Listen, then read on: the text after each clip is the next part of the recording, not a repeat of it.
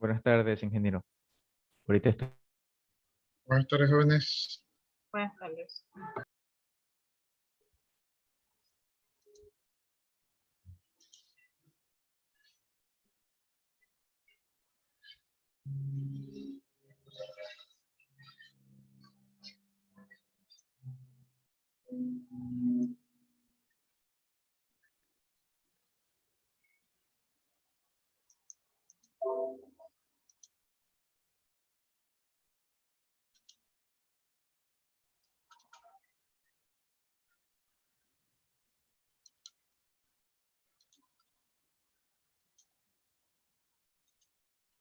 Esperemos a que se conecte el resto de sus compañeros.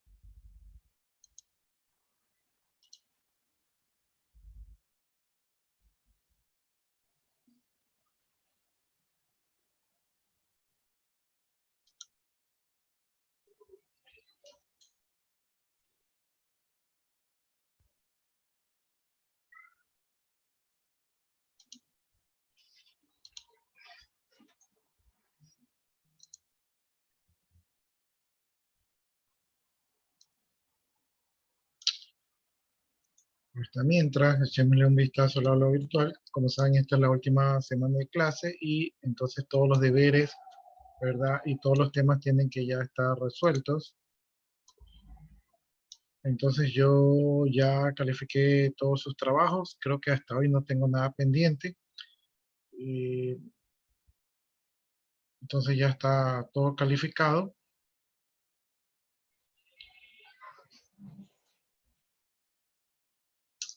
Buenas tardes, profesor.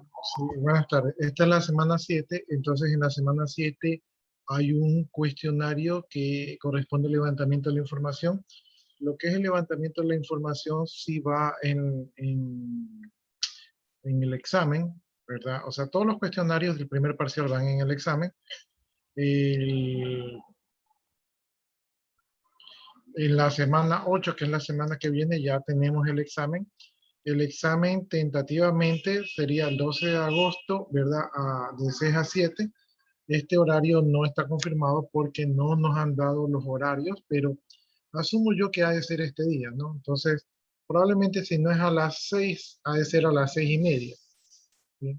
Pero más o menos tentativamente ahí está el horario. Cuando ya esté el horario confirmado, ahí les pongo el horario. Ese día del examen ustedes van a tener que conectarse a la sesión de Zoom con las cámaras encendidas mientras dan el examen en el aula virtual, ¿no? El examen va a tener una duración de 1 hora y van a tener un solo intento. En el caso de que ustedes no llegasen a terminar, a poder dar el examen por A, B, Z motivo, ustedes tienen que presentar una justificación y una autorización a vicerrectorado académico para que les puedan dar una nueva fecha para dar el examen. Yo les recomendaría que no,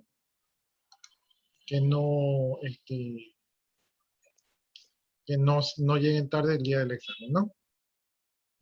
La semana 9 ya sería la semana del segundo parcial. Entonces, en la semana 9 ya les he subido documentos de lo que vamos a ver el día de hoy, que son requerimientos funcionales, requerimientos no funcionales, y también hay una tarea en grupo, pero todas estas actividades ya quedarían para el segundo parcial, o sea que si ustedes gustan, no miren la semana 9 para que no se estresen, pero ahí están los documentos, una tarea y también un cuestionario, ¿no?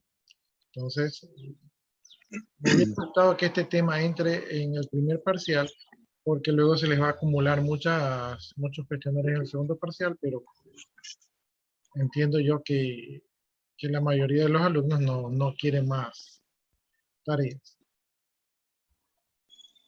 Bueno, no sé si alguno de ustedes tenga alguna duda.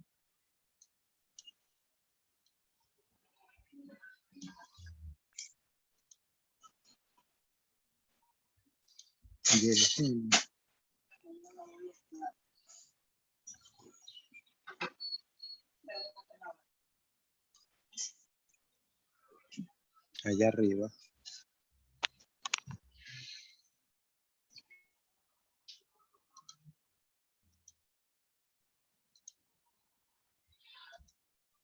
Ahorita estoy revisando las asistencias para ver cómo vamos con las asistencias.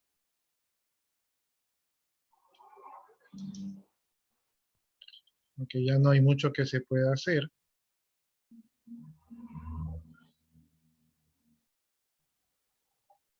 Déjenme ver qué dice el informe.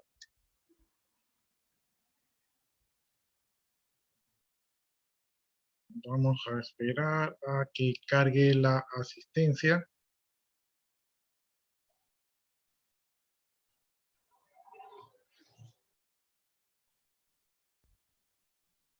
Y todavía siguen ingresando sus compañeros.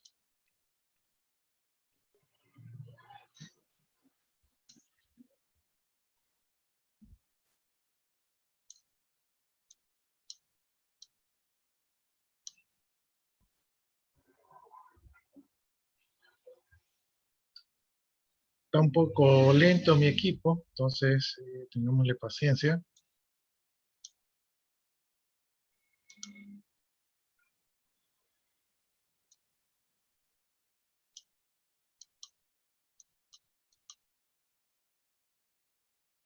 Ya, ahí está la asistencia. Veo que la mayoría tiene 20 de asistencia. Entonces este está bien. Por aquí un compañero suyo tiene esto más 18, o sea que algo falta de actualizar allí. Vamos a revisar esas asistencias.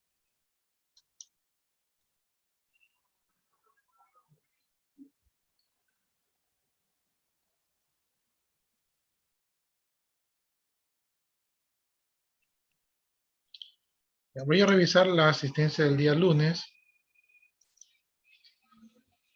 como para corroborar de que todos marcaron la asistencia el día lunes.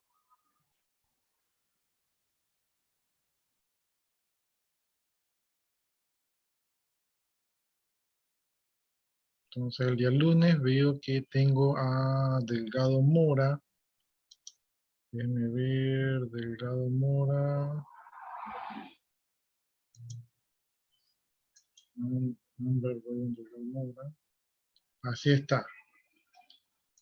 Entonces Delgado Mora sí vino a clases, pero no marcó en el aula virtual. Tienen que marcar. Naranjo Tomalá Franklin. Naranjo Tomalá Franklin no ha marcado. Entonces Naranjo Tomalá Franklin tiene falta. Y Pacheco Jiménez Kerly. Pacheco Jiménez Kerly no la veo en el 2 de agosto.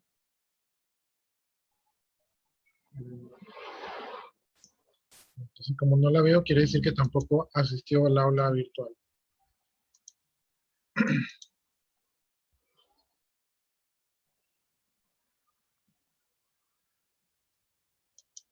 Ya ahí esperemos que se actualice la asistencia. Esto es lo malo de esta asistencia, que esta asistencia hay que ponerles manualmente la falta, pero como les dije, ya revisen sus notas, sus calificaciones, todo debería ya estar ahí al día.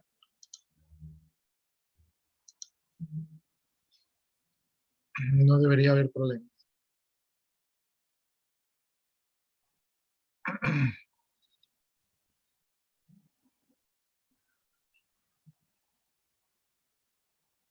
Eso fue el 2, veamos el 29, por si acaso.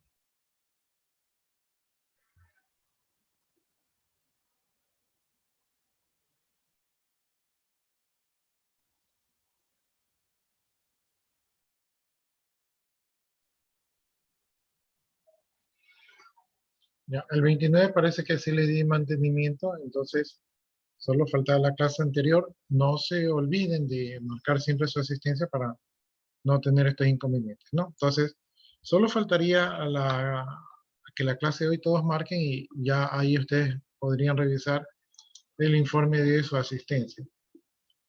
En este caso vi que la mayoría estaba con 100, con 90%, entonces están bastante bien.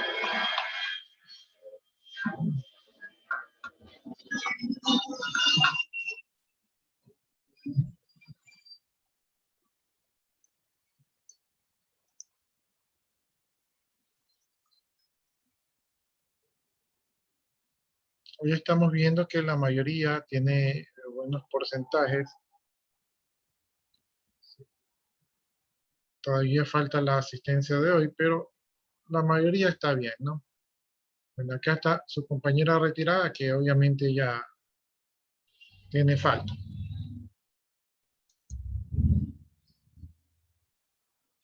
Ya, listo, jóvenes. Entonces, si ya estaría todo listo, revisen por favor el aula virtual. Ahí estarían todas sus notas, su asistencia. Entonces, yo prácticamente simplemente dan el examen y ustedes podrían conocer directamente su nota.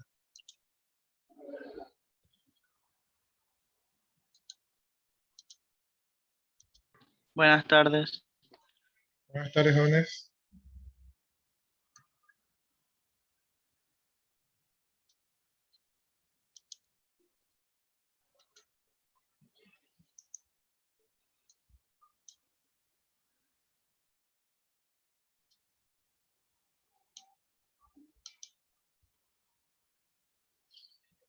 Bueno, entonces en la última clase me parece que terminamos lo que era el levantamiento de la información, ya vimos las diferentes técnicas de la entrevista, de la encuesta y de la observación.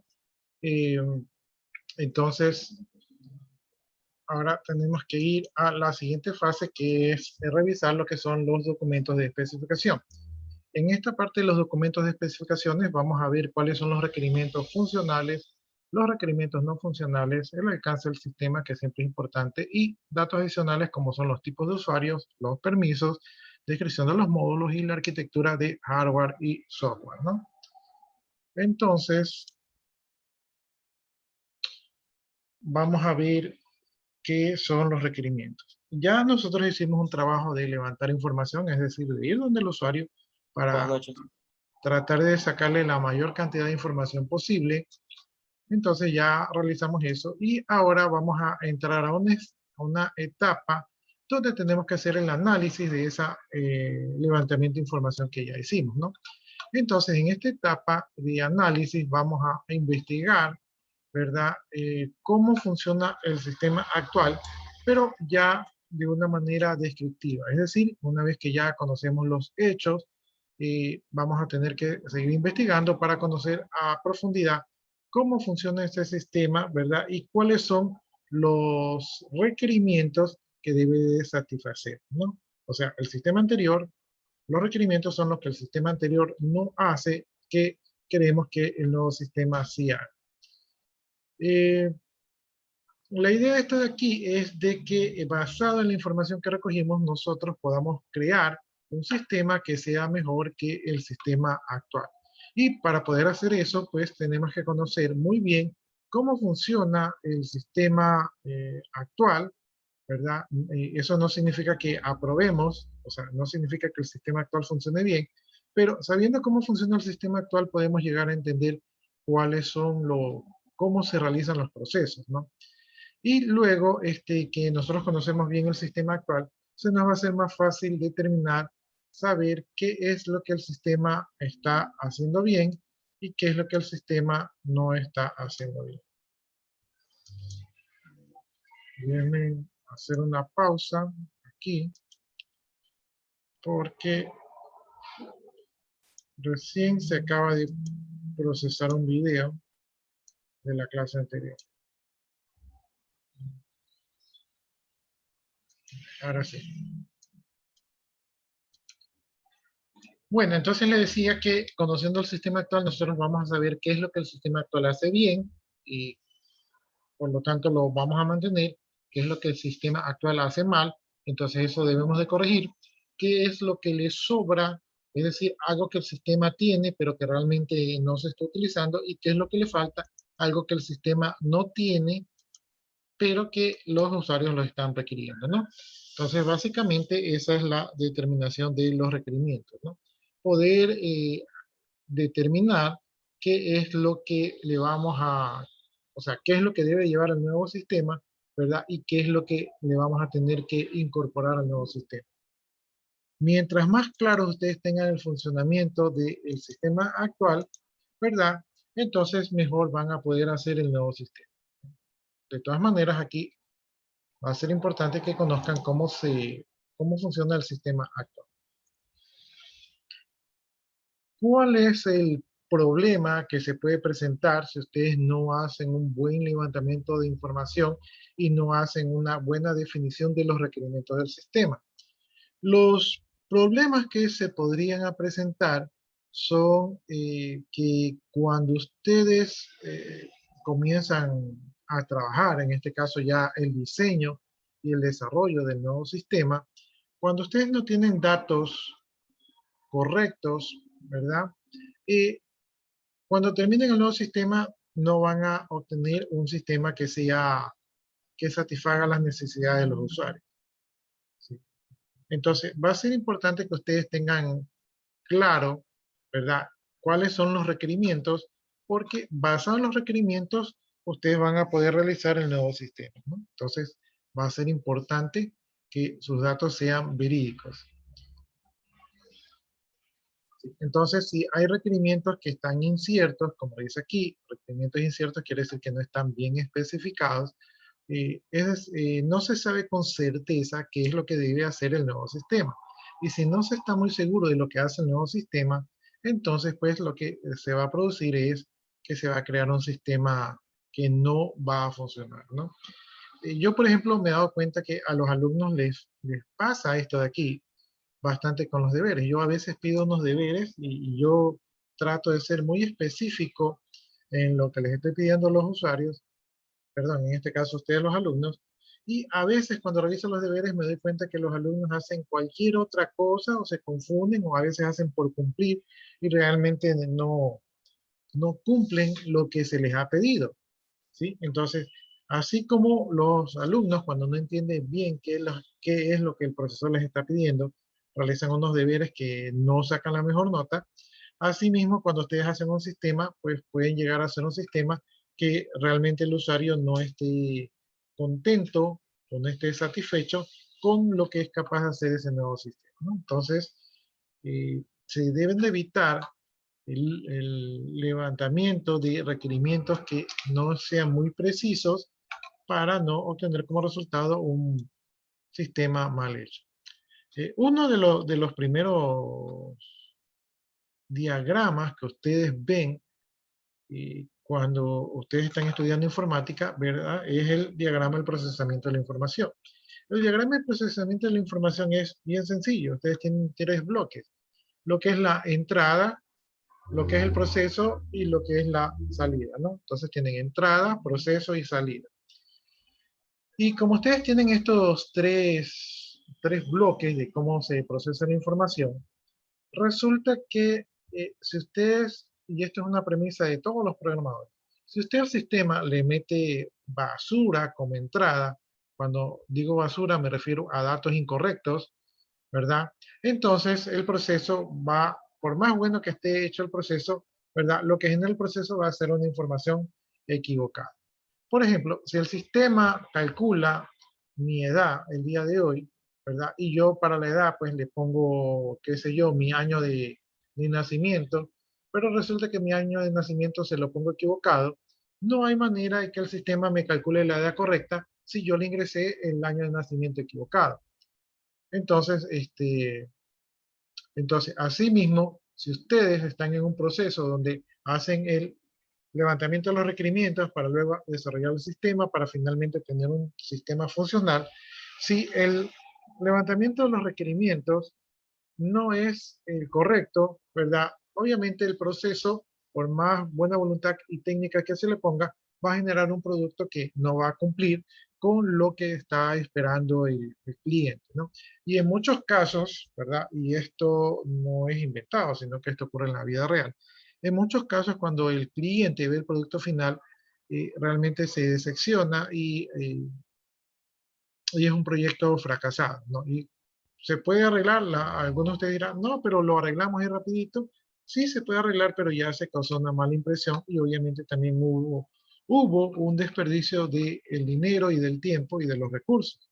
Entonces recuerden ustedes que nosotros estamos aquí viendo técnicas de desarrollo de sistemas para no cometer esos errores que pueden provocar, que pueden colocar costos elevados, ¿no? Entonces, como yo les decía, un requerimiento incierto va a crear un desperdicio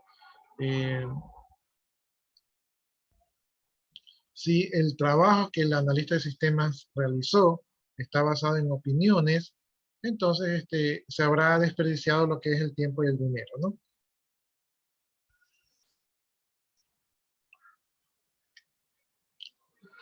Y al final, ¿verdad? Tendríamos que invertir más tiempo y más dinero para poder recuperarnos, ¿verdad? De esos requerimientos mal levantados, ¿no?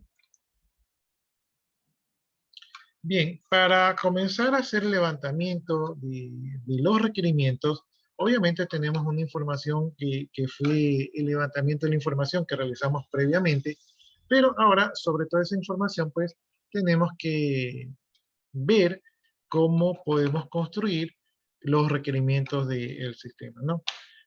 No existe una manera adecuada, científica, ¿verdad? Un método infalible para levantar esos requerimientos, pero existe una recomendación, o sea, un inicio, y este inicio puede ser identificando, ¿verdad?, cuáles son las salidas del sistema, ¿no? Entonces, cuando ustedes vayan a trabajar en los requerimientos, ustedes pueden identificar cuáles son las salidas que producen los sistemas y basados en esas salidas, ustedes podrían determinar, bueno, para calcular esta salida, ¿qué necesita de entrada, ¿no? Entonces, ya con eso de allí, ustedes van desglosando cuáles son los requerimientos de entrada que necesita el sistema. Ahora, la mayoría de las salidas generalmente son salidas que salen en reportes o en pantallas, ¿verdad? O a veces en reportes digitales. También pueden ser salidas que utilicen gráficos, a veces pueden ser textos personalizados. La mayoría de estas salidas son naturales, es decir que ustedes como analistas de sistemas no van a tener problemas en revisar este tipo de salidas. Sin embargo, como ustedes tienen que estar en pleno conocimiento de lo que hace el sistema, ustedes también van a tener que revisar todas las salidas que produce el sistema y algunas salidas pueden ser confidenciales, es decir, reportes que son de carácter delicado, ¿verdad? Y que solamente reposan en manos de los jefes.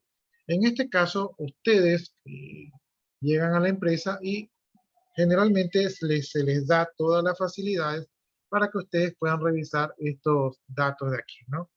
Estos datos del sistema, porque se supone que ustedes tienen que estar en conocimiento de todo el sistema.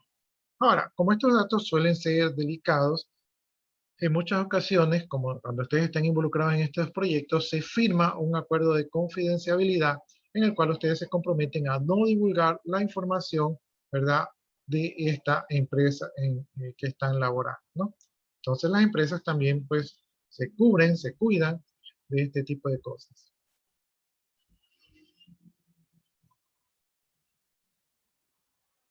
Ya, ahora, si bien es cierto que se están analizando las salidas, estas salidas del sistema actual, ustedes tienen que validarlas, es decir, tienen que ver si esas salidas son útiles, si se están utilizando, si realmente sirven, porque si ustedes tienen un reporte que realmente no lo utiliza nadie, no le sirve a nadie, entonces ese sería una pérdida de tiempo que ustedes se pongan a ver requerimientos sobre un proceso que nadie lo está utilizando. Por lo tanto, ustedes van a tener que validar que esas salidas realmente se requieran y se necesiten. Y también tienen que ver si esas salidas son las más adecuadas. A lo mejor sí se necesitan, pero no todo lo que está allí se necesita. O a lo mejor se puede mejorar agregando alguna información adicional, ¿no? Entonces, eso allí ustedes lo van a tener que determinar. Bien, una vez que ustedes tienen las salidas y que ya saben lo que el sistema debe de arrojar después de su proceso, ahora toca revisar los procesos, ¿no? Los procesos, en la mayoría de los casos, no suelen cambiar muchos, ¿verdad? Generalmente, si se han estado utilizando por años, pues son validados, pero no está por demás hacer la revisión de los procesos para ver cómo se hace el procesamiento, y en algunos casos estos procesos pueden ser manuales o automáticos, y va a quedar al criterio de ustedes ver si esos procesos ya se pueden automatizar, ¿no?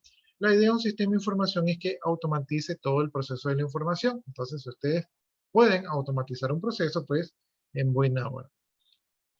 Bien, como ustedes se están involucrando en el sistema y tienen que hacer un nuevo sistema que haga lo mismo o mejor que el sistema actual, entonces ustedes tienen que entender bien cómo funcionan los procesos actuales, ¿no? Los procesos actuales podrían no ser tan claros como al observar una salida. Los procesos podrían ser complicados. Entonces ustedes van a tener que analizar, ¿verdad?, esos procesos para poder desglosarlos y analizarlos. En algunos casos estos procesos pueden ser perfeccionados, es decir, que pueden ser mejorados, y en otros casos pueden ser que esos procesos ya estén obsoletos y que ustedes simplemente ya no los contemplen para el nuevo sistema. También, como les decía, las salidas pueden no ser completamente útiles, entonces ustedes van a tener que revisar si hay salidas inexistentes, es decir, que se requiere que el sistema arroje una salida, pero que esta salida no existe. Entonces, ese sería un buen candidato para agregar una nueva funcionalidad al nuevo sistema. Es decir, algo que no hace el sistema anterior, pero que sí hace este nuevo sistema, ¿no? Entonces, ustedes van a tener que, en base a lo que les han indicado los usuarios, ver si realmente se requieren nuevos procesos en el sistema nuevo.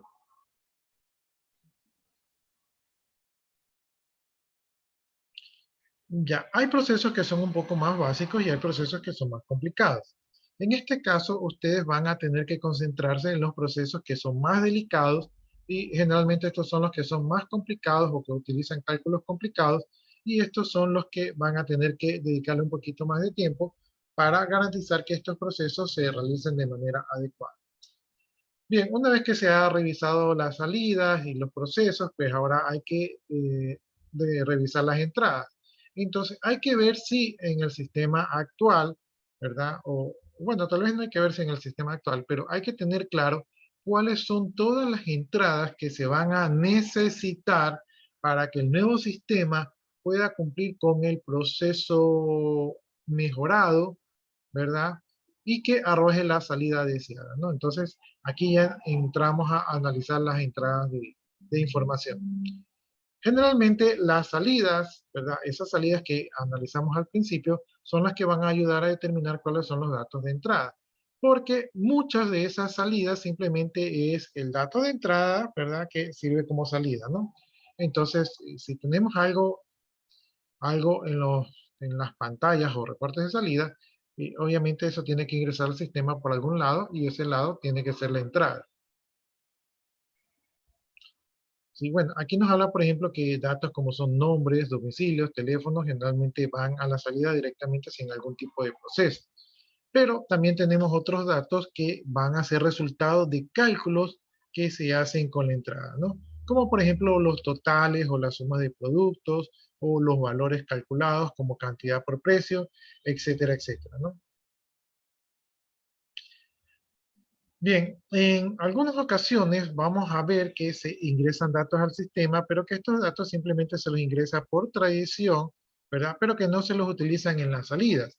Nosotros vamos a tener que analizar en este tipo de casos que si hay datos de entrada que no intervienen en los procesos ni en las salidas, entonces estos datos podrían ser considerados como inútiles y deben de considerar si se los elimina de los.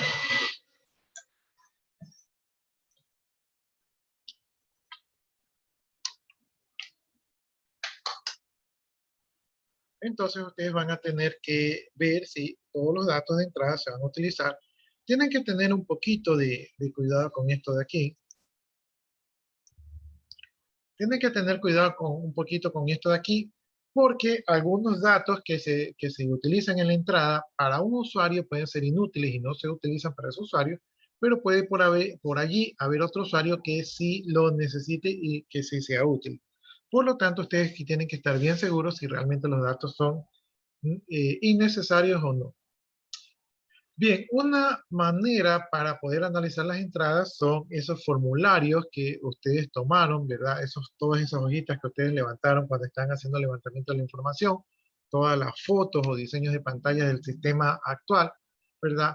Y también muchos sistemas suelen utilizar archivos como entrada de procesamiento de información, ¿no? Por ejemplo, archivos que utilizan terceros para procesar, como puede ser un archivo con los consumos de luz, ¿verdad? Entonces eso se sirve para procesar y calcular la facturación de los usuarios. Ya, muy aparte de analizar las entradas de datos para saber cuáles son los datos requeridos, también hay que analizar los controles a los cuales estas entradas son sometidas. Recuerden ustedes que los sistemas capturan información, procesan, ¿verdad? Y generan una salida, y la mayoría de los errores, ¿verdad? No son errores del sistema, sino que son errores de la información. Entonces, la mayoría de los errores ocurren porque los datos de entrada son mal ingresados, ¿no? Entonces, y muchas veces se implementan validaciones a las entradas para, de alguna manera, mejorar la calidad de los datos que tiene el sistema. También vamos a tener que analizar lo que son los archivos. En muchos sistemas, los archivos pueden servir como datos de entrada, y hay que ver si estos archivos utilizan todos los campos, si utilizan códigos, ¿verdad? Si estos archivos son llenados manualmente o automáticamente.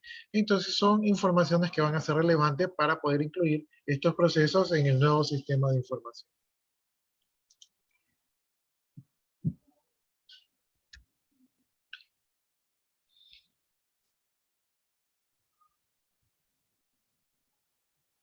Bueno, aquí al momento de ustedes buscar información van a tener que ver bajo qué circunstancias están ocurriendo este cambio del nuevo sistema.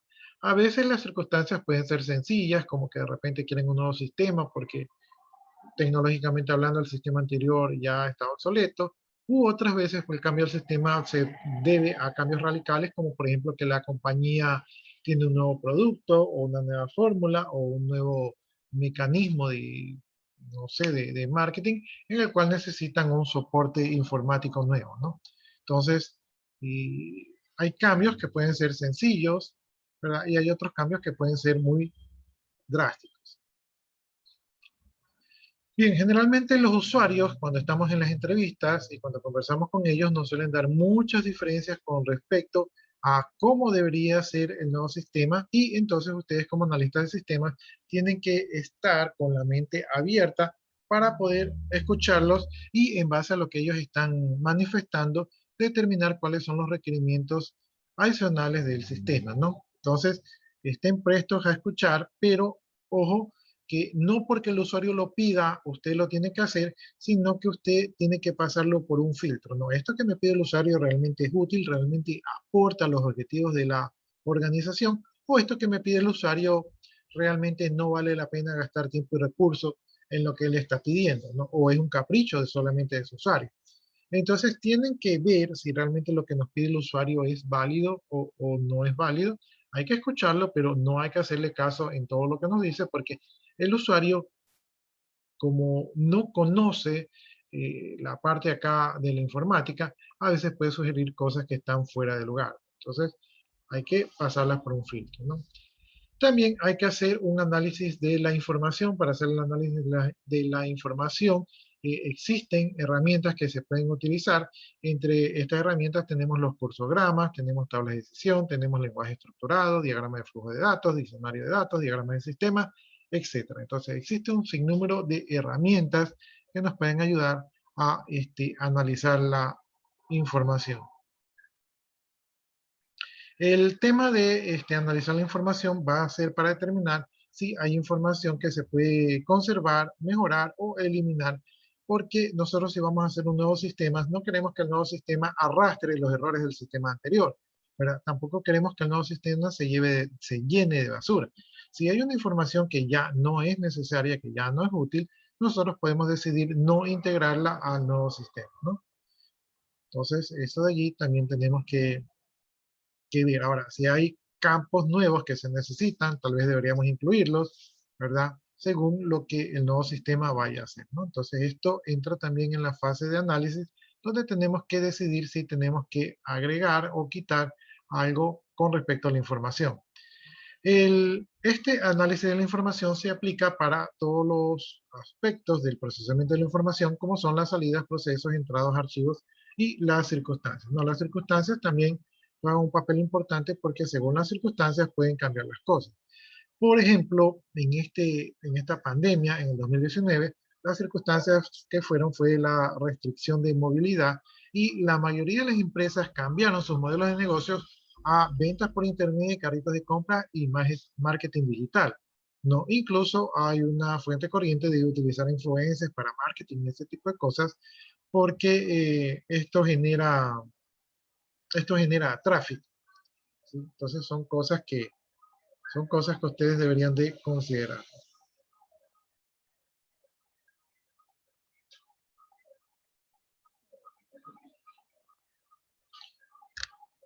Bien, vamos a ver a qué aspectos debe someterse el sistema actual, ¿no? Entonces, uno de esos aspectos es la calidad de la información. Generalmente los procesos toman los datos de entrada y los procesan y producen los datos de salida. Ese es el esquema del procesamiento de la información. Y si estos datos de salida son útiles, ¿verdad? Para alguien, ¿verdad? Para que conozca la información o para que decida, entonces recibe el nombre de información. Es decir, yo cojo datos de entrada, proceso y genero algo de salida. Si esa salida es útil para alguien, eso se considera información. Si esa salida no es útil para nadie, entonces eso no es información porque no es de utilidad. ¿Sí? La información tiene que ser útil. Bien, entonces aquí está lo que yo les decía, que lo que para el usuario A es información, para el usuario B puede no serlo. Por ejemplo, si yo le digo, ¿te sirve este reporte de ventas a un usuario de bodega? El usuario de bodega va a decir, no, eso es inútil, eso sácalo del sistema, que no sirve. Y si yo le enseño el mismo reporte al usuario de ventas, va a decir, claro, y con ese reporte yo me organizo y me pongo metas de cumplimiento de metas. Entonces, lo que para A no es importante, para B puede ser muy importante. Por lo tanto, en lo que respecta a la información, ustedes tienen que verificar si esa información es útil o no es útil para alguien para poder descartar alguna información. Ya, los sistemas de información están diseñados para ayudarnos a la toma de decisiones, ¿no? Porque nos generan información. Cuando un sistema de información ya no está generando información, entonces la toma de decisiones se vuelve un poquito más al azar, ¿verdad? Y por lo tanto crea una incertidumbre, la incertidumbre de cometer errores. Entonces nosotros, cuando hacemos un sistema de información, estamos buscando que nuestra información que genere nuestro sistema sea de calidad, ¿no? Y para que sea de calidad, la información tiene que ser oportuna, completa y en el formato adecuado. Brevemente oportuna es que la información esté allí cuando la necesitemos. Completa quiere decir que la información salga ya completa, no tengo yo que agregarle algo, procesarle algo manual ni nada de eso. Y el formato adecuado quiere decir que me ayude, ¿no? Entonces, si es un reporte donde yo tengo que buscar para acá abajo, cuál es el primero, para acá arriba, cuál es el segundo, entonces el formato tal vez no está adecuado, el ordenamiento no está adecuado y no me permite hacer las cosas de manera rápida y puede ser que ocurran errores, ¿no? Bien, entonces el sistema actual tiene que ser revisado en estos aspectos y se revisa el sistema actual porque a partir de eso es lo que nosotros vamos a hacer el sistema nuevo.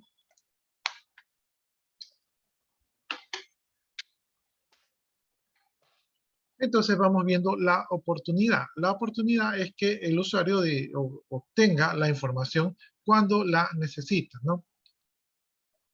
Si la información que maneja el sistema actual no es oportuna, entonces esto puede deberse a que sean mal diseñados los archivos, o están incompletos, o existen procesos complicados, ¿verdad? O hay un software mal aprovechado, o hay un equipamiento obsoleto. Entonces ustedes como analistas de sistemas van a tener que revisar cuál de estos aspectos está fallando en el sistema anterior para que no ocurra lo mismo en el sistema nuevo. ¿Sí? La realización del sistema nuevo es una mejora por sobre su antecesor. No puede ser igual, tiene que ser superior, sino cuál es la idea de hacer un sistema nuevo. Bien, complexión. Entonces, la complexión tiene que ver con que el usuario disponga de toda la información que necesita para realizar sus tareas, ¿verdad? Que sus necesidades estén cubiertas. Esto de aquí también es importante para el nuevo sistema. el analista de sistema, o sea, ustedes tienen que considerar que hay usuarios específicos para cada salida. Es decir, que una salida no es algo universal que le sirva a todos los usuarios por igual, sino que cada usuario, según su función y sus requerimientos, va a necesitar una salida, ¿no? Entonces, van a tener que preparar la salida para cada usuario según lo requiera.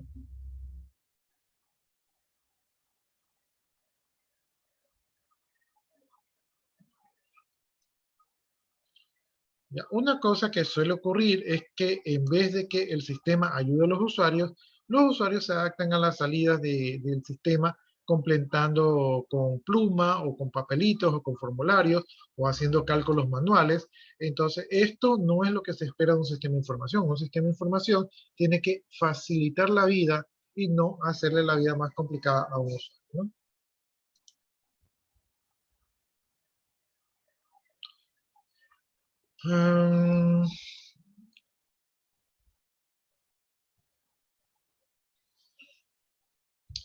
Ya, veamos el formato adecuado. Yo ya les mencioné esto de aquí. El formato adecuado es que los datos estén allí. A veces hay reportes que tienen la información, pero que no ayudan al proceso y que los usuarios están ordenándolos por su cuenta o se producen errores.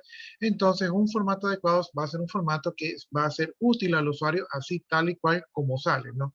Un formato adecuado va a ahorrar tiempo, va a ahorrar la comprensión de los valores, va a evitar errores y va a reducir la fatiga del usuario. Bien, la redundancia mínima. La redundancia tiene que ver con datos que se repiten. Entonces, cuando nosotros trabajamos en sistemas, una de las premisas de sistemas es no repetir la información, ¿sí? Los analistas de sistemas somos enemigos de la redundancia de datos, es decir, de repetir los datos. Por ejemplo, el día de ayer yo llené un formulario y en ese formulario el primer campo decía, ponga así aquí su correo electrónico.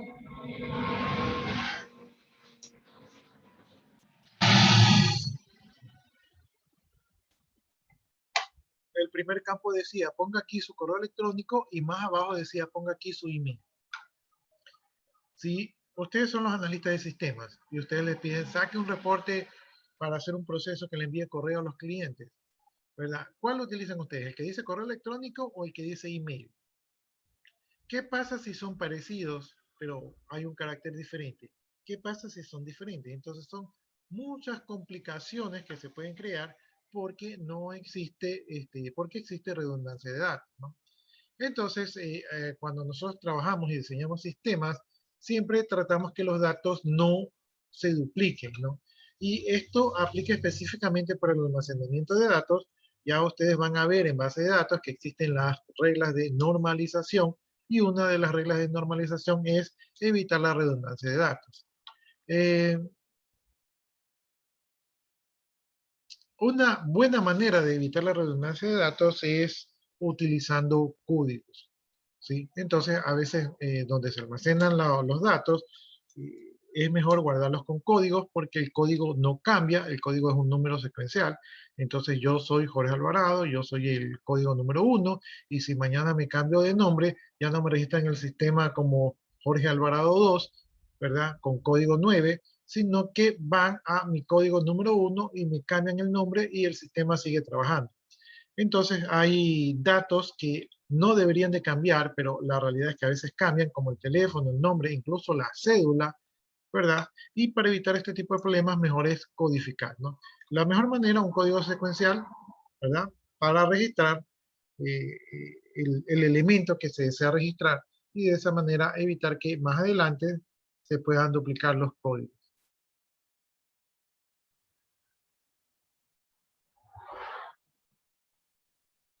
Ya, entonces, este tema de la redundancia de datos es importante porque, porque yo he visto este tipo de problemas con respecto a la redundancia de datos. Eh, por ejemplo, en redundancia de datos, yo he visto sistemas que tienen el mismo cliente hasta 5 veces, ¿verdad? Y resulta que es porque cuando los ingresan, las personas que los ingresan, a veces no les vale una tecla en el teclado y se le comen un número de cédula, ¿verdad? A veces le escuchan mal, a veces el usuario no quiere dar su información y da cualquier número. Entonces, hay que tener cuidado con los datos que son capturados por el teclado. Una mejor manera de evitar eso es con un código. ¿Sí? El código lo da el sistema, no lo da el usuario, y entonces si hay algo que corregir, fácilmente se corrige sin tener impacto a todo el historial de ese usuario. Tal vez ahorita esto no lo tengo muy claro, pero cuando vean base de datos van a entender un poco esa parte. Facilidad operativa. Si ustedes van a hacer un nuevo sistema, ese nuevo sistema debe ser fácil de operar, ¿sí? Ya sea que utilice procedimientos manuales o automáticos, estos tienen que ser procedimientos precisos, claros y sin retrocesos innecesarios, ¿verdad? Con los formularios adecuados, con menús racionales, con manuales claros, que sean rápidos de consultar, ¿verdad? E incluso el aspecto de la oficina, el aspecto ergonómico, tiene que ser cómodo para que todo el mundo pueda trabajar de la mejor manera posible. O sea, trabajar como personas racionales. Bien, la facilidad operativa, o sea, que el sistema sea fácil, que los accesorios, ¿verdad? Los métodos de captura de datos sean fáciles, van a hacer que los usuarios trabajen mejor y de mejor manera. Y o el objetivo de desarrollar un nuevo sistema es del que lo que se hacía bien se potencie, ¿verdad? Si lo hacíamos bien, ahora lo hacemos mejor, y lo que no se hacía bien, pues mejorarlo, ¿no? Entonces, y si había algo que no nos convenía, pues eliminarlo. Entonces, eso es el objetivo, ¿verdad? De esto de aquí, ¿no? Aquí se revisan aspectos como por ejemplo, yo me he topado con usuarios y estos usuarios a veces cometían muchos errores y muchas veces eran porque tenían un ratón o un teclado en mal estado, ¿no? Entonces, pienso yo que yo sé que la mayoría de las organizaciones dicen no tenemos plata, pero pienso yo que nosotros debemos de garantizarle al usuario un buen equipo de trabajo para que él pueda cumplir bien con su trabajo, ¿no? Entonces, yo sí me topaba con muchos usuarios que peleaban al momento de ingresar la información. La experiencia era fea porque tenían cosas que no les servían, como pantallas en mal estado, teclados en mal estado, ¿verdad? O incluso equipos de comunicación obsoletos o máquinas muy lentas que hacían que su experiencia sea negativa.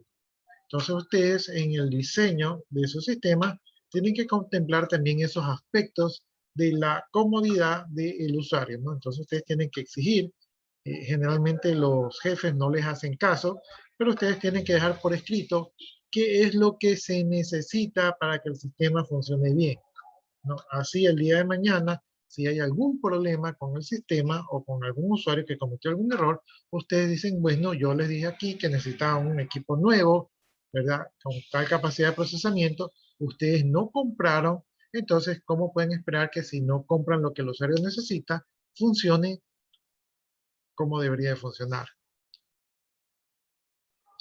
Bien, el control. En los sistemas de información existen controles. Estos controles se pueden colocar para procesos actuales, ¿verdad? También sirven para descubrir fallas, ¿verdad? Sirven para hacer mecanismos seguros y estos controles, por lo general, deben de ser mantenidos en el nuevo sistema, ¿no?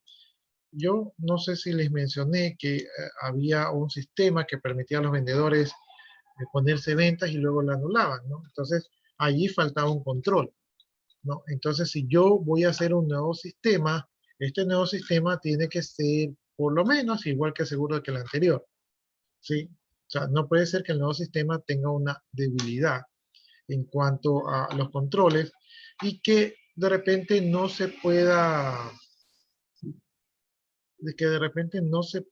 identificar cuál fue el error. Entonces, va a ser importante esto de aquí, ¿no? Una medida de poner control puede ser en un status, por ejemplo, pueden ustedes poner en el proceso, a ver, esta es la primera fase del proceso, entonces digamos que es la apertura, luego viene la revisión, luego viene la autorización, ahí viene el proceso y finalmente viene la entrega, ¿no? Entonces ustedes pueden hacer estados que van indicando cuál es el estado del proceso y de esa manera poder hacer un seguimiento. Ahora, si ustedes ven que esas medidas de control no son las adecuadas, no son fáciles o no son prácticas, ustedes podrían implementar nuevas medidas de control, ¿verdad? Que hagan las cosas un poco más fáciles. Recuerden ustedes que ustedes son unos diseñadores y ustedes están creando algo que debe funcionar mejor que lo anterior.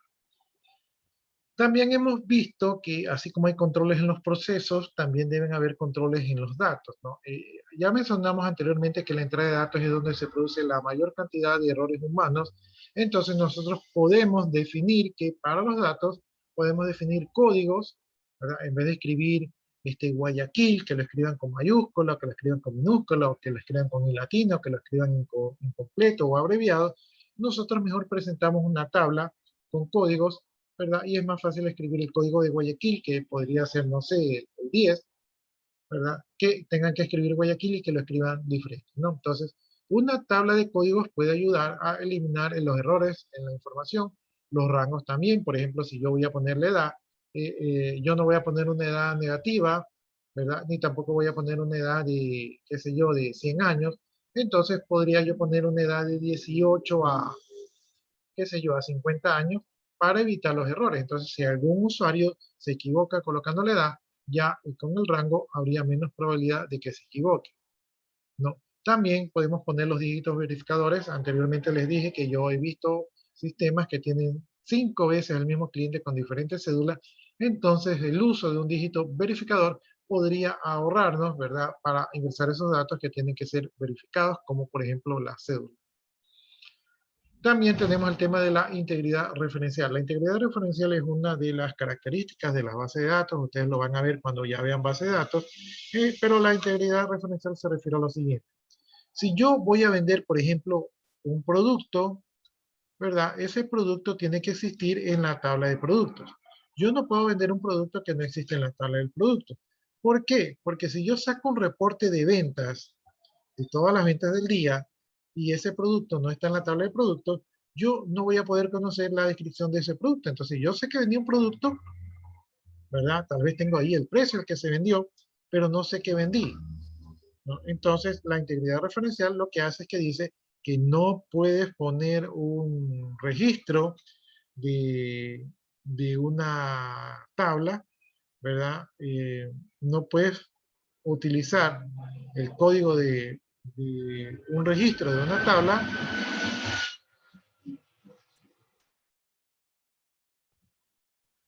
si ese código no existe ya en la tabla, ¿no?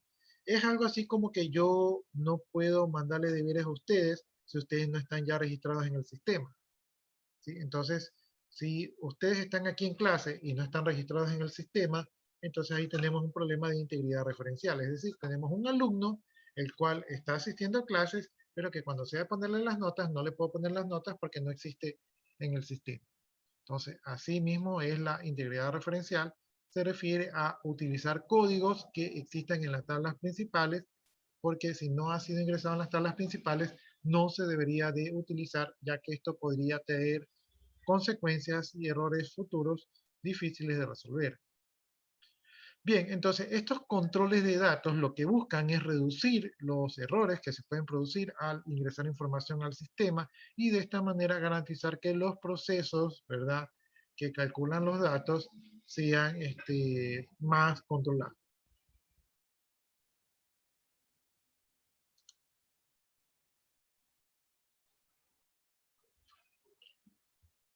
Bien, también vamos a hablar de los controles en los procesos. Entonces, cuando se requiere o se va a implementar procesos que tienen varias etapas, nosotros podemos definir un orden, ¿verdad?, para que se cumplan los procesos, ¿no? Entonces, por ejemplo, podemos poner parte 1, parte 2, parte 3, parte 4.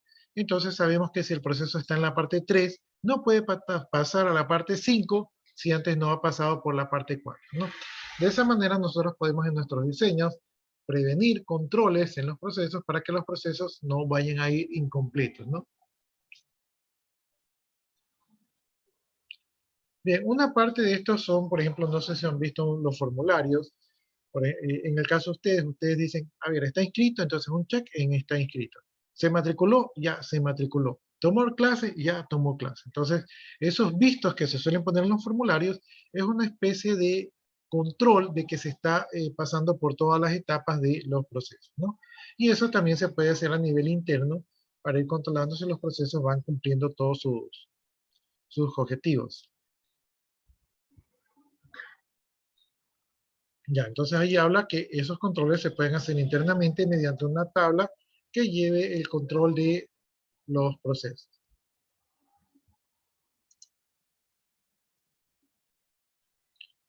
Bien, tenemos ahora los controles de seguridad. Los controles de seguridad tienen que ver con los accesos que van a tener al sistema, quién tiene autorización para ingresar al sistema, y la idea es que no cualquiera ingrese al sistema. Los sistemas van a contener información, la información es de suma importancia para los dueños de la empresa y por lo tanto tiene que estar protegida, ¿no? Yo siempre he dicho que ustedes no les pagan por desarrollar sistemas, ya que desarrollar sistemas los pueden hacer cualquiera, pero la información que está en la empresa, esa información es sumamente importante y vale más, ¿verdad?, que el desarrollo del sistema. Entonces ustedes les pagan por ser custodios de la información, ¿sí? Por lo tanto, tienen que garantizar que esa información esté debidamente protegida. Para ello, ustedes tienen que hacer en su diseño, tienen que ver cómo van a ser los usuarios, cómo van a ser el modelamiento de clave, cuáles van a ser las políticas de clave, cuáles van a ser las conexiones, ¿verdad? Qué tablas van a permitir, se va a permitir acceder, cómo se va a saber el tiempo que los usuarios van a estar conectados o no conectados. Pueden incluso hacer horarios de conexiones, o sea, permitir a usuarios que se conecten en horas de trabajo, ¿verdad? Para que no vaya alguno estar haciendo algo raro, ¿no? Ahorita, yo creo que les conté esto anteriormente, pero hubo un sistema académico, ¿verdad? Hubo un sistema académico que fue violada la seguridad por unos alumnos, ¿no? No es el caso acá del instituto, pero les cuento que esto sucedió en un centro de educación superior, ¿verdad? Donde unos alumnos violaron la seguridad. Pero ¿cómo se dieron cuenta que violaron la seguridad? Porque estos alumnos se conectaron un viernes a las 3 de la mañana. De 3 a 4 de la mañana, los alumnos ingresaron al sistema a cambiarse sus notas, ¿sí? Entonces, si el sistema hubiera tenido unas políticas donde no dejaban a los usuarios conectarse a determinadas horas, entonces tal vez se hubiera podido evitar el problema, ¿no? Pero en este caso fue la misma hora, fue lo que llamó la atención de las autoridades y de esa manera se pudo encontrar a los culpables, ¿no? Recuerden ustedes que un sistema informático tiene mucho registro de todo lo que ocurre allí, se llaman auditorías y estas permiten seguir la huella, ¿verdad?, de todas las personas que ingresan al sistema. Bien, entonces, como el sistema generalmente tiene que ser seguro, ustedes van a tener que escoger políticas de seguridad y que funcionen bien, ¿no? Para poder garantizar la máxima confidencialidad de la información. Y obviamente las personas que están involucradas allí también tienen que mantener su confidencialidad. Bien, controles de responsabilidad, esto permite conocer quiénes intervinieron en los procesos. Esto de aquí tiene que ver con logs, ¿verdad? Cuando usted hace un registro, por ejemplo, usted borra una nota, o usted escribe una nota, o sube un documento, o baja un documento, siempre queda su huella dactilar digital allí en el sistema y se sabe qué hizo usted, cuándo lo hizo, ¿verdad? Qué hizo después y qué hizo antes, ¿no? Entonces, en los sistemas informáticos hay mucha información con respecto a lo que hacen los usuarios y esto sirve para temas de control y de auditoría. Los controles de responsabilidad justamente tienen que ver con eso de poder identificar qué transacciones ha hecho tal usuario, ¿no?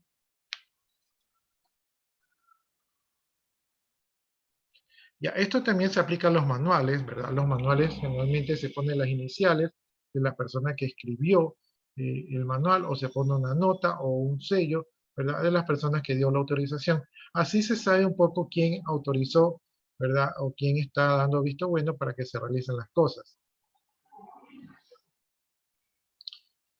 Bien, en los controles de responsabilidad les voy a decir que aquí en el instituto hay una norma que dice que ustedes son dueños de sus claves, ¿sí? Alguien de ustedes, ¿verdad?, presta su clave y un compañero o un hacker ingresa con su clave y hace algún acto incorrecto o sancionable, entonces quien va a ser sancionado es usted, porque se supone que usted es dueño de su clave y como dueño de su clave usted es responsable y eso lo dice la norma del instituto. ¿Por qué les traigo a colación esto de aquí? Porque hay un caso de un compañero, ¿verdad? Un compañero no de aquí, sino de otra institución. Entonces, este compañero está encargado del área de informática y era un muy buen elemento, ¿no? Muy querido, muchos años de trabajo sin ningún problema. Resulta que en algún momento se hizo una auditoría y se encontró que habían transacciones realizadas con el usuario de este compañero. Este compañero es inocente porque él es una persona muy recta, o sea, todos los que lo conocen sabemos que él es una persona muy correcta. Pero ¿qué había hecho este compañero? Lo que había hecho es que como el compañero era gordito y trabajaba en un cuarto piso, entonces un usuario le dijo, oye, tengo un problema, no me sale la impresión. Y el compañero le dijo, ¿sabes qué? Usa mi clave, te voy a dar mi clave para que tú puedas imprimir. Entonces le dio su clave a una secretaria, ¿verdad? Entonces la secretaria pudo imprimir, pero la secretaria se dio cuenta que esa clave tenía acceso a otras opciones. Entonces la secretaria se dio cuenta que una de esas opciones le permitía imprimir un documento con el cual podía cobrar, ¿verdad? Por dar ese documento de una manera más fácil y no hacer todo el proceso que hacen las demás personas. Entonces comenzó a lucrar con esa facilidad y al final cuando hubo una auditoría y vieron que la mayoría de esos documentos que ya estaban denunciados, que estaban cobrando, ¿verdad? Por esos documentos que deberían de ser gratis, entonces salió la clave del compañero y el compañero entonces tuvo que justificar, ¿verdad? Porque estaban utilizando su clave. A la final no sé si se logró sacar de encima eso de allí, pero es un proceso delicado y engorroso que se puede evitar si hubiera mantenido las políticas de seguridad, ¿no? Entonces, los controles de responsabilidad son importantes para saber quién hizo qué, a qué hora, cuándo, cómo, qué hizo antes, qué hizo después y con cuánta frecuencia. Eh, he visto en mi vida laboral, he visto que muchos usuarios han caído, ¿verdad? En las redes de una auditoría, ¿verdad? Han sido señalados por alguna auditoría cuando se procesa esta información. Entonces, es un poco difícil engañar a los sistemas informáticos para que esto ocurra, ¿no? Por lo tanto, esto de aquí también es importante que usted lo implemente para garantizar que su sistema va a garantizar la información.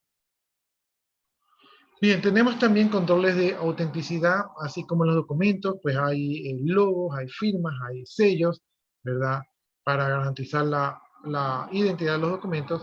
Asimismo, nosotros en nuestros documentos podemos tener logos, ¿verdad? Y documentos con formatos autorizados, de tal manera que lo que salga del sistema pues sea reconocido como un documento oficial. Obviamente nosotros no tenemos que facilitarle la vida a los falsificadores, entonces una buena idea es tomar medidas de seguridad, como por ejemplo ponerles asteriscos a las cantidades para que no les puedan poner otros números allí, ¿verdad? Poner signos flotantes pegados del número para que no nos puedan rellenar con otros números, o también imprimir las cantidades en letras para que si nos hacen algún fraude en el número, sea más difícil de cambiar las palabras, ¿no? Entonces, todos estos documentos generados por el sistema, de alguna manera, tienen que tener alguna validación. Para los que son documentos y correos electrónicos, se pueden utilizar las firmas digitales para poder garantizar la autentificación de que el mensaje no ha sido adulterado, ¿verdad? Entonces, eso va a ser importante.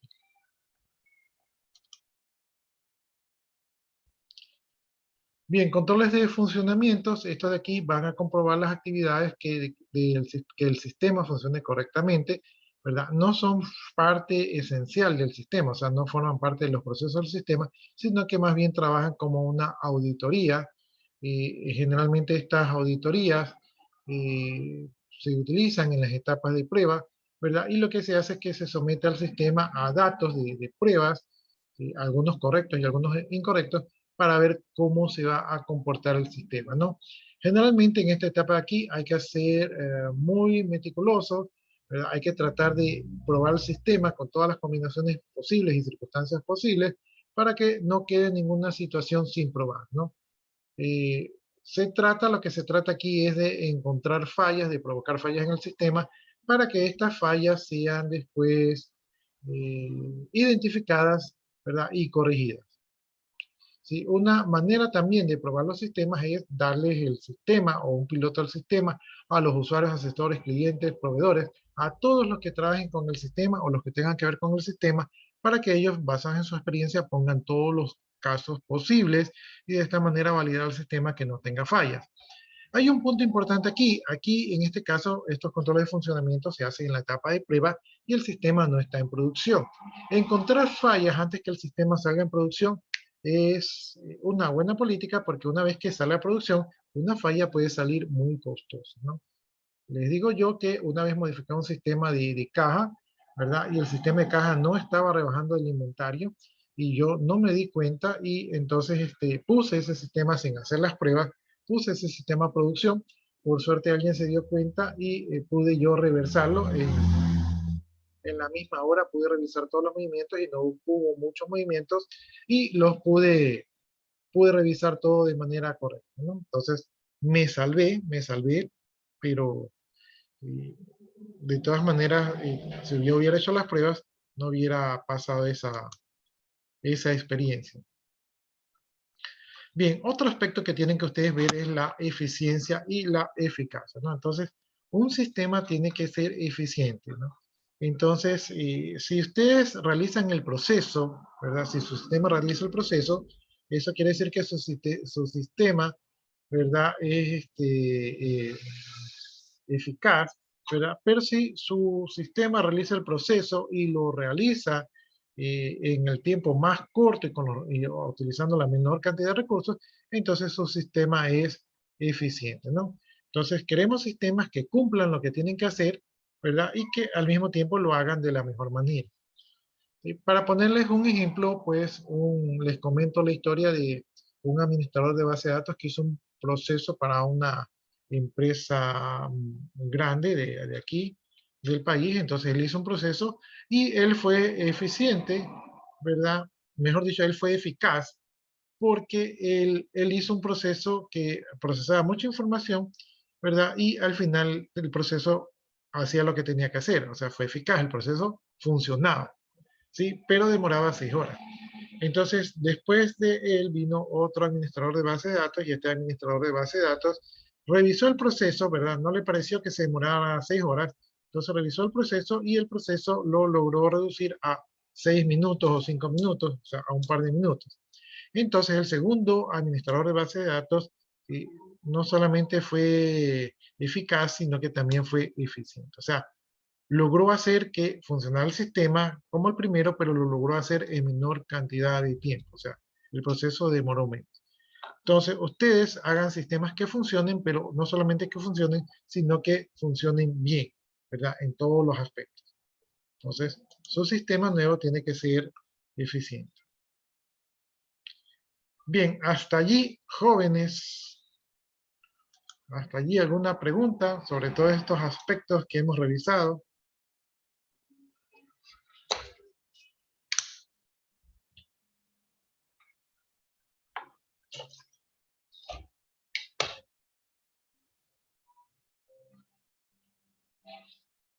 Buenas tardes, licenciado. Una pregunta. No sobre este tema, sino si podemos exponer. Pues sí pueden exponer, porque de hecho si no exponen se quedan sin punto de actuación en clase. Entonces sí pueden exponer. Ya listo. El compañero James empieza. Ahí si es que van a utilizar la pantalla, Sí, ingeniero. Ahí les permito compartir la pantalla.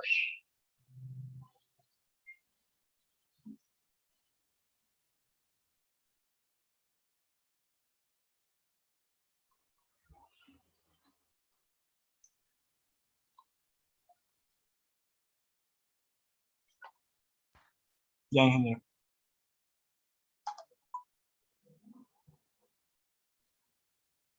Estructura general de una entrevista.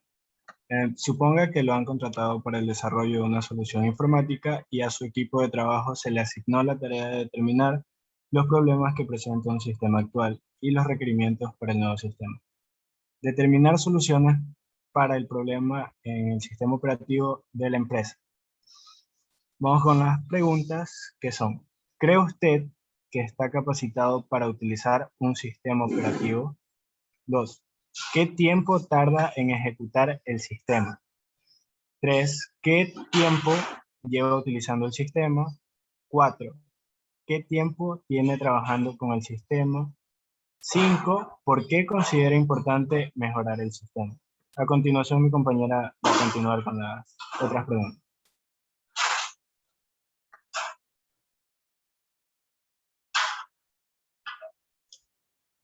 Bueno, número 6. ¿Hace qué tiempo presenta problemas el sistema? 7. ¿Considera que el sistema actual es aburrido y que necesita color?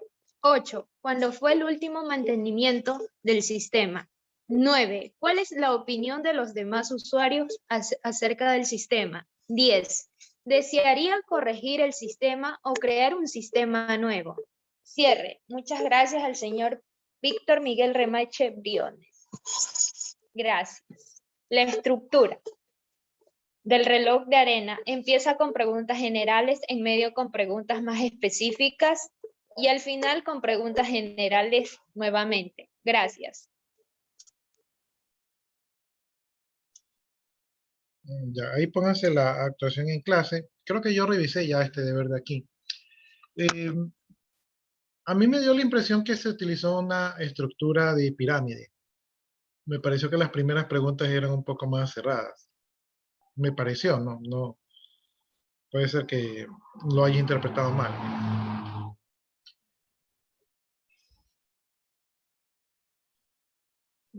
Ya, listo. Entonces, no sé si alguien más va a participar.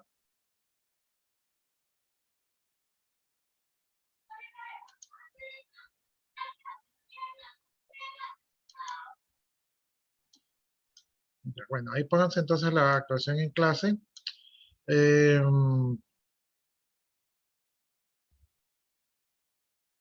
Ya, estamos entonces en el tema de los requerimientos, ¿verdad? Entonces, sigamos con este tema. Bien, una vez que ya hemos concluido el análisis, o sea, todos esos aspectos que tenemos que considerar, como ustedes pueden ver, es una amplia gama de aspectos que ustedes tienen que considerar. Muchos de estos aspectos a veces los realizamos por sentido común, pero técnicamente hablando tienen que considerarlos, ¿verdad? Entonces ya a estas alturas del partido, que ya hemos hablado con los usuarios, hemos analizado y que nos hemos empapado del sistema viejo, ¿verdad? Ya tenemos bastante criterio sobre qué características debe tener el nuevo sistema, ¿verdad? Para que sea mejor que el sistema actual. Bien, algunas de estas características dicen van a surgir porque se comprueba que el sistema actual no las tiene, ¿verdad? Y otras características pueden nacer del ingenio, imaginación, conocimiento o experiencia que ustedes han tenido con sistemas, ¿no? Entonces, ahí se va diseñando el nuevo sistema. Generalmente dice el nuevo sistema va a ser una creación original, ¿verdad? Porque cada sistema tiene sus propias circunstancias internas, ambientales, entonces los sistemas son similares pero nunca son iguales. ¿Sí? Personalmente a mí me gusta bastante construir los sistemas, o por lo menos yo soy de la línea de que una empresa debe construir su propio sistema, ¿verdad? No soy de la idea de comprar sistemas generales porque estos sistemas generales son generales y a veces no sirven para lo que para donde la empresa está yendo, ¿no? O hay complicaciones con eso. Entonces, a mí me gustan los sistemas diseñados casa adentro, o sea, los sistemas que las propias empresas los desarrollan. Pero ese es mi criterio.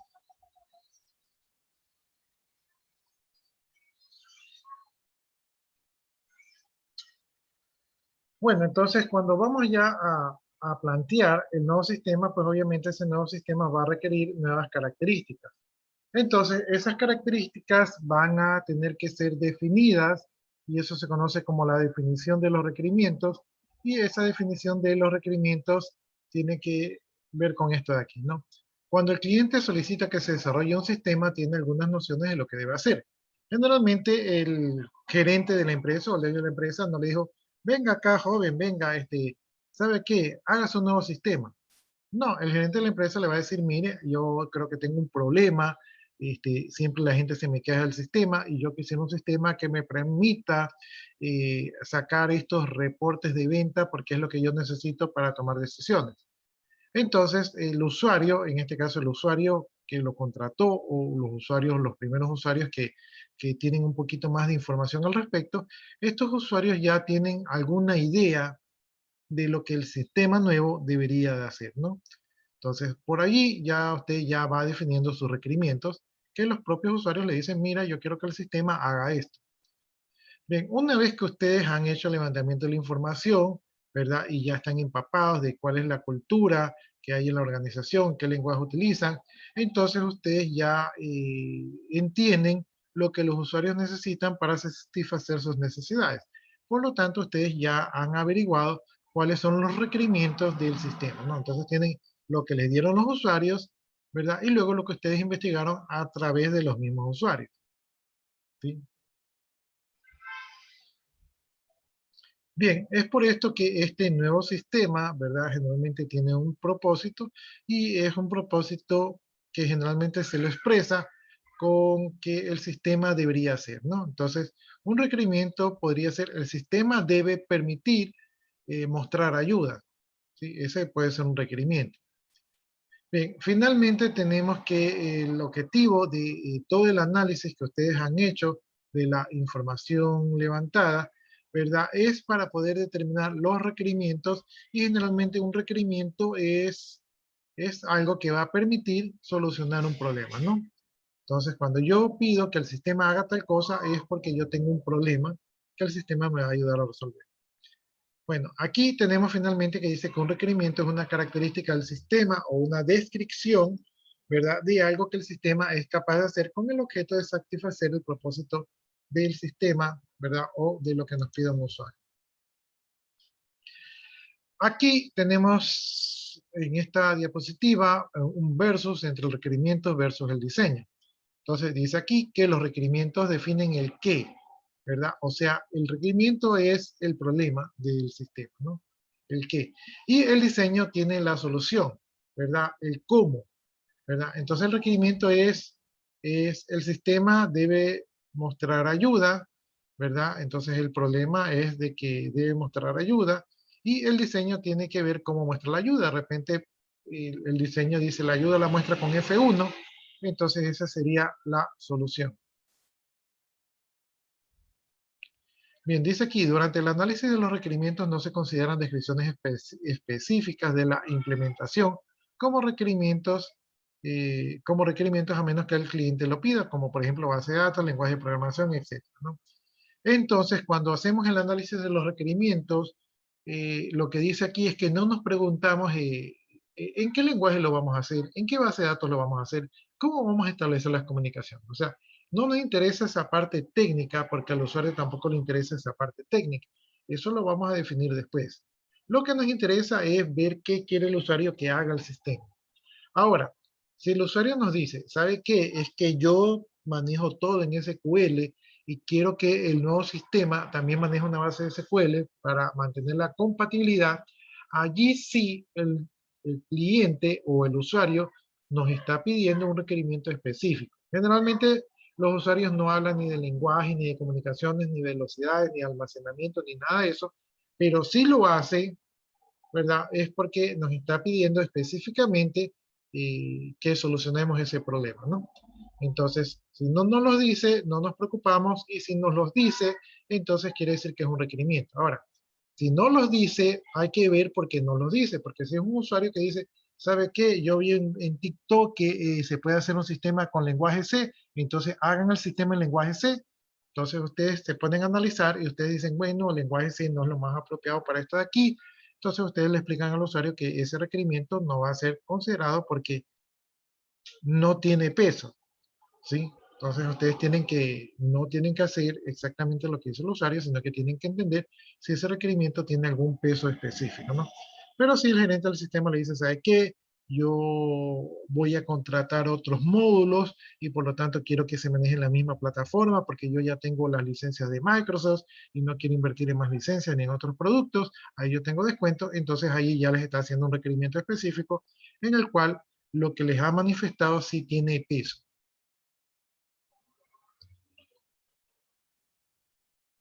Bien, entonces los requerimientos dicen deben concentrarse en el usuario y en el problema. O sea, qué quiere el usuario y qué problema tenemos que resolver, ¿no? Lo otro no es un problema a no ser que el mismo usuario nos lo pida, ¿no? Y nosotros más adelante también vamos a considerar eso, porque como somos profesionales, pues no le vamos a poner una camisa de fuerza a la empresa, sino que tenemos que pensar que esa empresa va a crecer a futuro. Siempre que diseñen sistemas y todo eso, piensen que esa empresa va a crecer. Bien, para esto de aquí tenemos que crear documentos, ¿verdad? Los documentos van a ser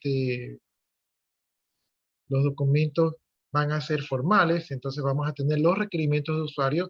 Estos requerimientos de usuarios van a ser declaraciones que podemos tener en lenguaje natural o mediante diagramas de los servicios que se va a esperar que el sistema provea, ¿verdad? Y también se pueden especificar algunas restricciones. Por ejemplo, el usuario puede decir, estamos con un requerimiento de un sistema de notas. No, el sistema debe permitir que el docente ingrese las notas, pero el sistema no debe permitir que el usuario, que el docente modifique las notas una vez que se ha cerrado el periodo académico, ¿no? Entonces, son dos requerimientos que he dicho allí, uno que quiero que el sistema haga, pero también he especificado algo que quiero que el sistema no haga, ¿no?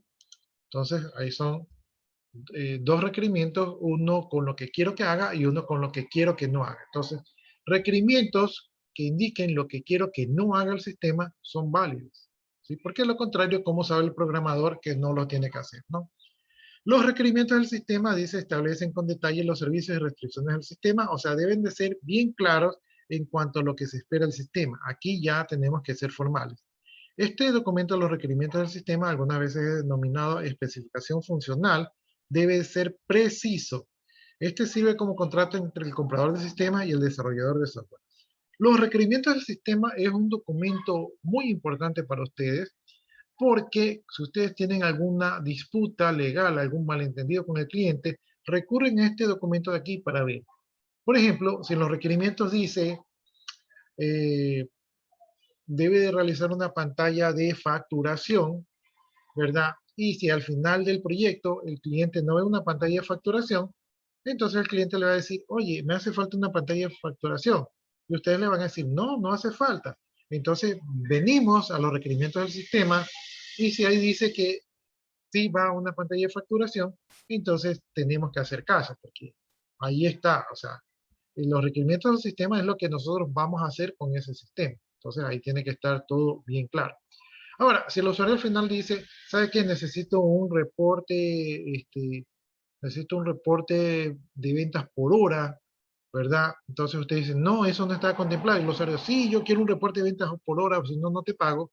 Podemos venir a los requerimientos del sistema y si ahí dice solamente se requiere un reporte de ventas, pero no especifica que es un reporte de ventas por hora, entonces nosotros le decimos, mira, ahí en las especificaciones dice solo un reporte de ventas, no especifica que sea por hora, por lo tanto eso no está contemplado en el presupuesto y no lo puedo poner, ¿no? Ahí ustedes les tocará negociar, generalmente hay que ser amables con el que les paga los sueldos, entonces ahí ustedes negocian y dicen, mira, si me sobra tiempo lo hago, o ¿sabes qué? Una vez que terminemos el proyecto, hablamos sobre cómo mejorar el sistema, ¿no? Pero es muy importante estos requerimientos del sistema porque esto prácticamente les puede salvar la vida. Usted puede estar eternamente construyendo un sistema donde el usuario le dice, ponle las ventas, ponle las compras, ponle la facturación, pero es que un sistema de facturación también lleva la contabilidad, pero es que un sistema de facturación también lleva caja.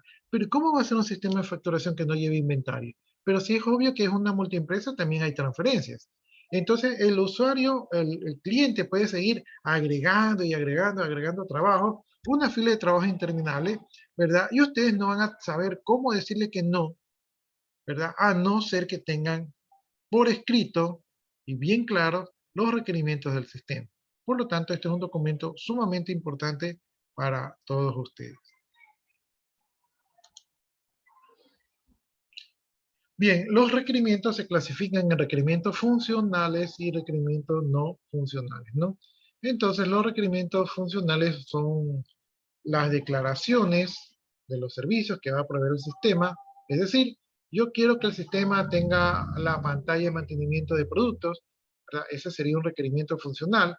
Y entonces, y también debo de indicar bajo qué condiciones particulares debe funcionar. Yo quiero que el sistema, la pantalla de facturación pueda recibir pagos con tarjeta de crédito. ¿Sí? Si yo no pongo eso, ¿verdad? El programador puede decir, sistema, una pantalla que facture y ya, y que le hagan pago en efectivo y ya. Entonces yo tengo que ser muy específico con respecto a lo que quiero que haga el sistema, ¿no?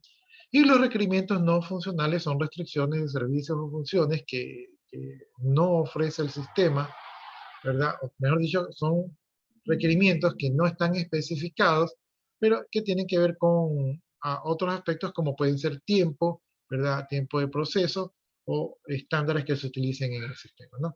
Los requerimientos no funcionales pueden ser, por ejemplo, que se utilice una base de datos que permita mantener respaldos o que se utilicen módulos que permitan trabajar desde el internet o que permita conectarse a móviles, es decir, cosas que tal vez no están en la cabeza de nuestro cliente, pero que nosotros como gente de sistema debemos de conocer.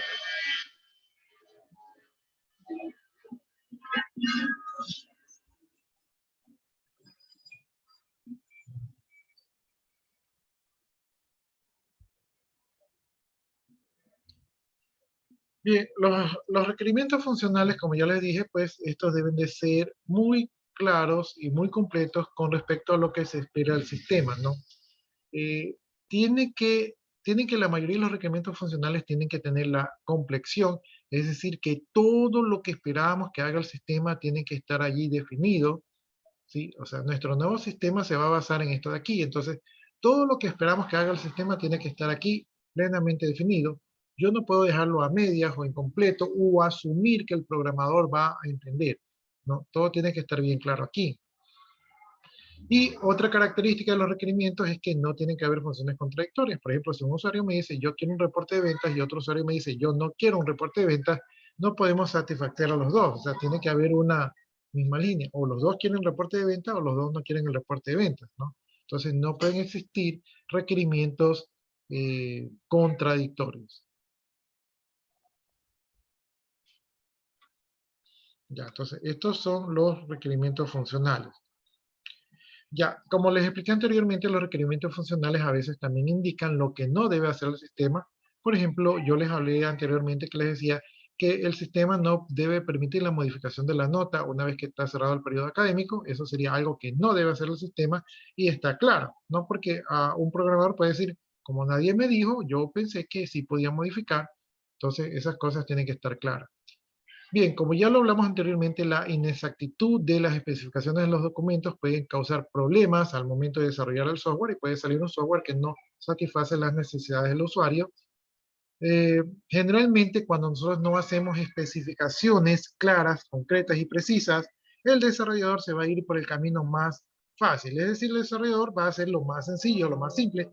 Una pantalla de mantenimiento y hace la pantalla de mantenimiento rápido y dice, ya terminé, ¿verdad? Sin embargo, el cliente, si pide una pantalla de mantenimiento, hay que crear una pantalla de mantenimiento con modificación, con agregación, con consultas, con fotos, con todo, ¿verdad? Entonces el cliente va a ser más exigente. Entonces, si dejamos al programador sin una definición clara, ¿verdad? Él va a hacerlo más fácil y el cliente va a estar esperando algo más complicado. Entonces vamos a tener ahí incongruencias entre esos dos y vamos a tener que resolver esos conflictos y no es bueno tener conflictos porque a la final nos toca hacer modificaciones. A veces el programador comete errores como, es fácil, hago una estructura sencilla y toca modificar y esas modificaciones a largo plazo son difíciles y cuestan dinero, ¿no? Ejemplos de requerimientos funcionales, por ejemplo, el usuario puede buscar todas las clínicas que están en la lista de citas, ¿verdad? Y ahí estamos siendo específicos.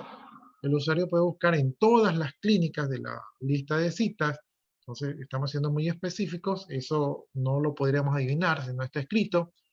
2, el sistema elaborará diariamente para cada clínica una lista de pacientes que se espera que asistan ese día. Entonces está pidiendo un requerimiento específico. 3, cada miembro del personal que usa el sistema debe identificarse de manera individual con número de 8 dígitos. Estamos siendo precisos incluso en la cantidad de dígitos que tiene que tener la codificación. Este ejemplo está basado de un sistema médico. Como ustedes ven, todos los requerimientos están relacionados con sistemas médicos. Preguntas, jóvenes. Preguntas, dudas, inquietudes.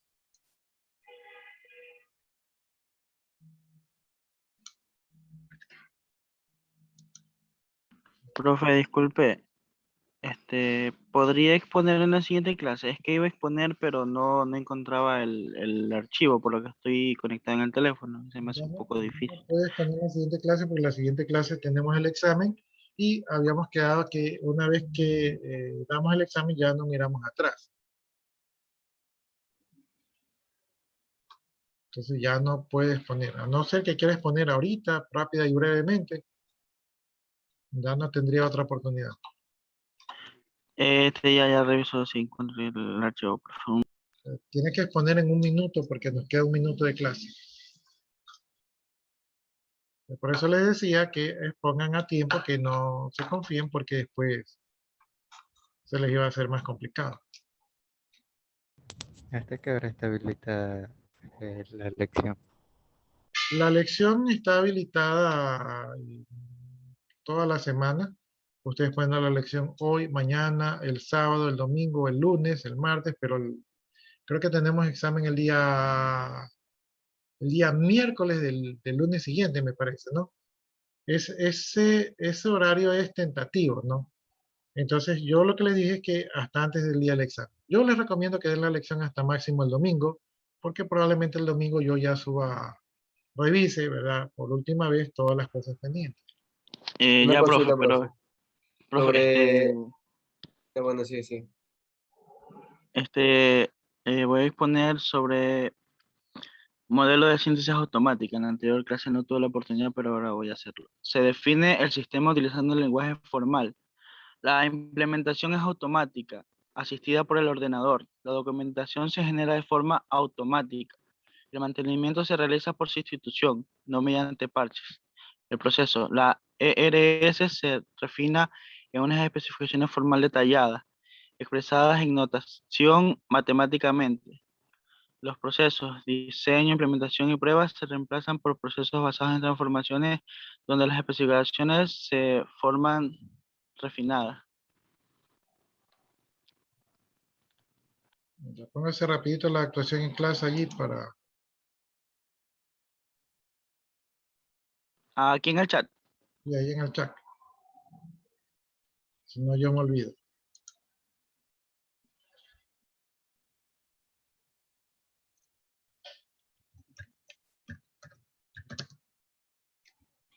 Ya, listo, jóvenes. Entonces, hasta ahí nos quedamos, ¿verdad? Hasta ahí nos quedamos. Si ustedes gustan, ya pueden desconectarse. Yo aquí estoy copiando los últimos datos de sus compañeros. Y nos estaremos viendo el día del examen. No estoy seguro cuándo será el día del examen. Ese horario que les puse ahí era un horario tentativo. Después vamos a verificar.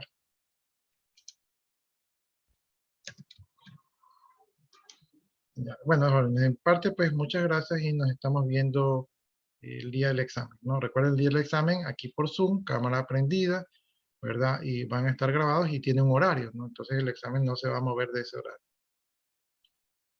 Listo, jóvenes, que tengan buenas noches. Buenas noches. Buenas noches. Buenas noches.